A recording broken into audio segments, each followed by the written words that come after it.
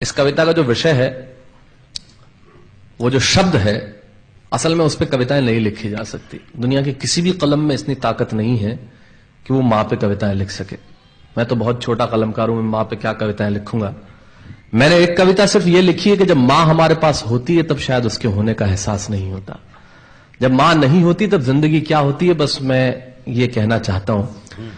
तब आप सुने उस कविता को। एक बहुत छोटी सी कहानी उस कविता के शुरू में कहता हूं। एक जंगल में एक संगीतकार मृदंग बजाता था। मृदंग ढोलक की तरह एक वाद्य को कहते हैं। और जब मृदंग बजाता तो एक बकरी का बच्चा वहां रोज आके खड़ा हो जाता। एक दिन बकरी का बच्चा वहां खड़ा हो जाता आके, तो मृदंग जो बजाता था संगीतकार, उसने उस मेमने से एक दिन पूछ लिया कि यार तुझे क्या मेरा सुर, मेरी ताल, मेरी लय बहुत अच्छी लगती है जो तू रोज यहां चला आता है। वो बोला मैं नहीं जानता कि आप क्या बजाते हैं, न मुझे सुर की समझ, न ताल की समझ, न लय की समझ। मैं तो बस इतना जानता हूं कि इस ढोलक पे, इस मृदंग पे जो चमड़ा मढ़ा है वो मेरे मां के बदन से आया है। क्या बात है, बहुत अच्छे, वाह। जब उस पे थाप पड़ती है मैं आके खड़ा हो जाता हूं। बहुत अच्छे, वाह। मेरी कविता मां के न रहने पे भीतर से पड़ी हुई थाप की कविता है, तब सुनाना चाहता हूं। इस कविता में अगर आपके आंसू बाहर की दुनिया की यात्रा करना चाहे तो रोकिएगा मत। अगर आपको ठीक लगे, जैसा कहता हूं जब मां नहीं होती तब जिंदगी क्या होती है। एक मुनव्वर राणा साहब का शेर उधार लेता हूं कि किसी के हिस्से में मकान आया, किसी के हिस्से में दुकान आई, मैं सबसे छोटा था, मेरे हिस्से में मां आई। क्या बात है, वाह वाह, बहुत अच्छा। तब कहता हूं कि कल जब उठकर काम पर जा रहा था तो अचानक लगा कि कोई रोक लेगा मुझे।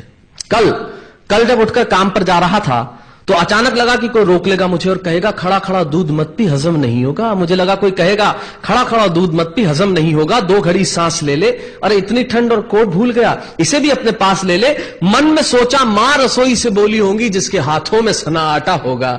अगली पंक्ति के खालीपन से जुड़े और जुड़े तो मुझे बताएं। मन में सोचा मां रसोई से बोली होंगी जिसके हाथों में सना आटा होगा, और पलट के देखा तो क्या मालूम था कि वहां सिर्फ सन्नाटा होगा। पलट के देखा तो क्या मालूम था कि वहां सिर्फ सन्नाटा होगा। अरे अब हवाएं ही तो बात करती हैं मुझसे। जब कोई नहीं होता तब अंतरिक्ष बात करता है, निर्वात बात करता है, वैक्यूम बात करता है। तब कहता हूं अरे अब हवाएं ही तो बात करती है मुझसे।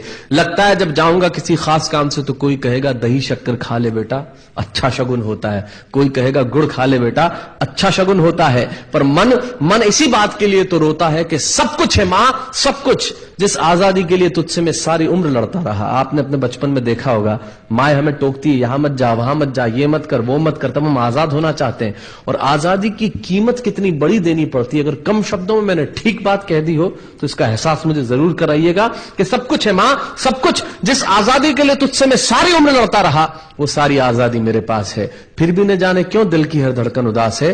कहता था ना तुझसे मैं वही करूंगा जो मेरे जी में आएगा, और आज मैं वही सब कुछ करता हूं जो मेरे जी में आता है। बात यह नहीं है कि मैं जो चाहूं कर लूं, मुझे कोई रोकने वाला नहीं है। बात है तो इतनी सी कि सुबह देर से उठूं ना तो कोई टोकने वाला नहीं है। बहुत अच्छे, वाह वाह, बहुत अच्छे, वाह वाह वाह वाह। बात है तो इतनी सी कि सुबह देर से उठूं ना तो कोई टोकने वाला नहीं है। रात को देर से लौटूं तो कौन नाराज होगा भला, कौन कहेगा बार बार कि अब कहां चला। आप ही के जिंदगी के कुछ दृश्य चुराता हूं और आप ही को सौंपता हूं। रात को देर से लौटूं तो कौन नाराज होगा भला, कौन कहेगा बार बार कि अब कहां चला। दोस्तों के साथ घूमने पर उल्हाने कौन देगा, मेरे वो तमाम झूठे बहाने कौन देगा। सच कहा साहब, गम की चोटें जख्मों पे फौलाद से ज्यादा क्या होगी, और मां की दौलत दुनिया में औलाद से ज्यादा क्या होगी। तब कहना चाहता हूं कि रात को देर से लौटूं तो कौन नाराज होगा भला, कौन कहेगा बार बार कि अब कहां चला। दोस्तों के साथ घूमने पर उल्हाने कौन देगा, मेरे वो तमाम झूठे बहाने कौन देगा। कौन कहेगा कि इस उम्र में क्यों परेशान करता है। हाय राम, ये लड़का क्यों नहीं सुधरता है। पैसे कहां खर्च हो जाते हैं तेरे, क्यों नहीं बताता है। सारा दिन मुझे सताता है, रात को देर से आता है, खाना गर्म करने को जागती रहूं, खिलाने को तेरे पीछे भागती रहूं, बहाती रहूं आंसू तेरे लिए। कभी कुछ सोचा है मेरे लिए। खैर मेरा तो क्या होना है और क्या हुआ है, इस बुढ़िया का तो क्या होना है और क्या हुआ है। तू खुश रह लेना यही दुआ है, और आज तमाम खुशियां ही खुशियां। जीवन में जो सर्वश्रेष्ठ एक पंक्ति जो ईश्वर ने मुझे सौंपी वो मैं आपको सौंपता हूं।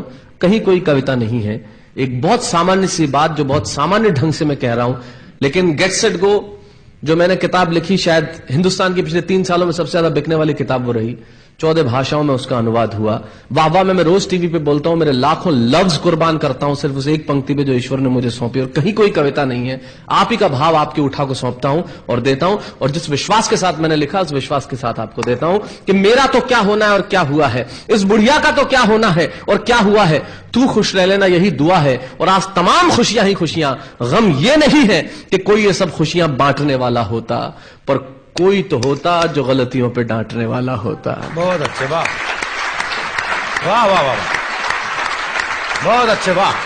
गम ये नहीं है कि कोई ये सब खुशियां बांटने वाला होता, पर कोई तो होता जो गलतियों पे डांटने वाला होता। और अंतिम पंक्तियां देता हूं कि तू होती ना तो हाथ फेरती, कभी सर पर या हल्के से बाम लगाती, आवाजें दे देकर सुबह उठाती, दिवाली पे टीका लगाकर रुपए देती और कहती बड़ों के पांव छूना आशीर्वाद मिलेगा, कपड़े मत फाड़ना, अगला कपड़ा अगली दिवाली को सिलेगा। बहन को सताता तो तू चांटे मारती, बीमार पड़ता तो रो रो के नजरें उतारती, परीक्षा से आते ही खाना खिलाती, पिता की डांट का डर दिखाती, फिर पिता की डांट से तू ही बचाती, इसे नौकरी मिल जाए, ये तरक्की करे, दुआओं में हाथ उठाती, और तरक्की के लिए वतन छोड़ देगा ये सुन के दरवाजे के पीछे चुपके चुपके आंसू बहाती। सब कुछ है मां, सब कुछ, आज तरक्की की हर रेखा तेरे बेटों को छू के जाती है, पर मां हमें तेरी बहुत याद आती है। बहुत अच्छा।